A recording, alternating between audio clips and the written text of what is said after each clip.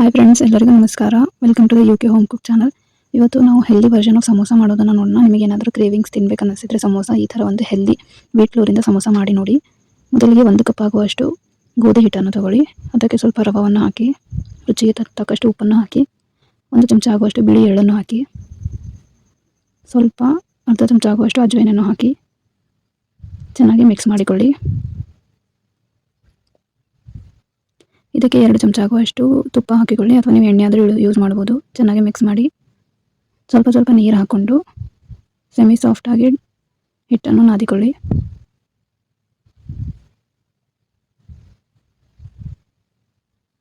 ಈ ಥರ ಈ ಹಿಟ್ಟನ್ನು 30 ನಿಮಿಷ ಒಳಗೆ ರೆಸ್ಟ್ ಮಾಡಲು ಬಿಡಿ. ಸ್ಟಫಿಂಗ್ ಮಾಡೋದಕ್ಕೆ ಜಾರಲ್ಲಿ 5 ರಿಂದ 6 ಆಗುವಷ್ಟು ಹಸಿಮೆಣಸಿಗೆಯನ್ನು ಹಾಕಿ, ಅರ್ಧ ಚಮಚ ಆಗುವಷ್ಟು ಜೀರಿಗೆಯನ್ನು ಹಾಕಿ,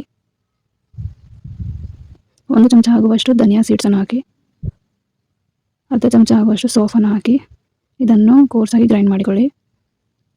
ಪ್ಯಾನಿಗೆ 3 ರಿಂದ 4 ಚಮಚ ಆಗುವಷ್ಟು ಎಣ್ಣೆಯನ್ನು ಹಾಕಿ, ಎಣ್ಣೆ ಬಿಸಿ ಆದ ಮೇಲೆ 1 ಚಮಚ ಆಗುವಷ್ಟು ಸಾಸಿವೆ ಮತ್ತು ಜೀರಿಗೆಯನ್ನು ಹಾಕಿ, ಸ್ವಲ್ಪ ಕರಿಬೇವನ್ನು ಹಾಕಿ, 1 ಕಟ್ ಮಾಡಿರೋ ಈರುಳ್ಳಿಯನ್ನು ಹಾಕಿ ಚೆನ್ನಾಗಿ ಫ್ರೈ ಮಾಡಿಕೊಳ್ಳಿ. ಈರುಳ್ಳಿ ಕೆಂಪಾಗುವ ಫ್ರೈ ಮಾಡಿಕೊಳ್ಳಿ. ಮಾಡಿರೋ ಮಸಾಲವನ್ನು ಹಾಕಿ ಚೆನ್ನಾಗಿ ಫ್ರೈ ಮಾಡಿ.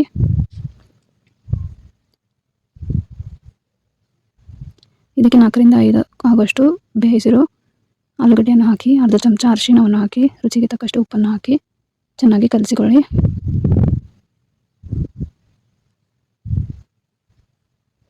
ಸ್ಟಫಿಂಗ್ ರೆಡಿ ಇದೆ.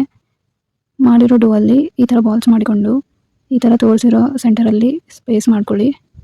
ರೌಂಡಾಗಿ ಉಂಡೆ ಆಗುವಷ್ಟು ಸ್ಟಫಿಂಗನ್ನು ಮಧ್ಯದಲ್ಲಿ ಇಟ್ಟು ಮೇಲ್ಗಡೆ ಚೆನ್ನಾಗಿ ಮುಚ್ಚಿಕೊಳ್ಳಿ. ಈ ಥರ ಎಲ್ಲವನ್ನು ಪ್ರಿಪೇರ್ ಮಾಡಿಕೊಳ್ಳಿ. ಈ ಥರ ಪಡ್ಡು ಮಾಡೋ ಸ್ಟ್ಯಾಂಡಲ್ಲಿ 2 ಚಮಚ ಆಗುವಷ್ಟು ಎಣ್ಣೆಯನ್ನು ಹಾಕಿ ಮಾಡಿರೋ ಸಮೋಸವನ್ನು ಅದರೊಳಗೆ ಇಡಿ. ಮೇಲ್ಗಡೆ ಸ್ವಲ್ಪ ಎಣ್ಣೆ ಹಾಕಿ